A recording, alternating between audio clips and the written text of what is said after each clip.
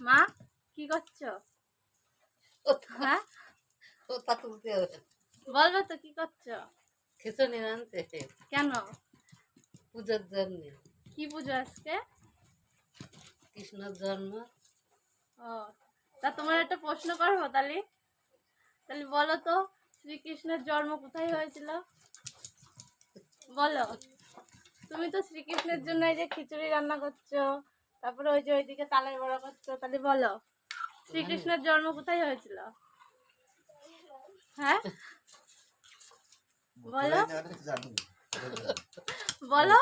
ও শুধু ইয়া করবে না, ওই সেখানে কোথায় বলো? ওই তো বললো। জানো না? ঠিক আছে, কে জানো তাহলে জানিয়ে দিও একবার সবাই। আমার মা জানে না কোথায় শ্রীকৃষ্ণের জন্ম হয়েছিল, তো সবাই একবার জানিয়ে দিও। তাহলে জানো না?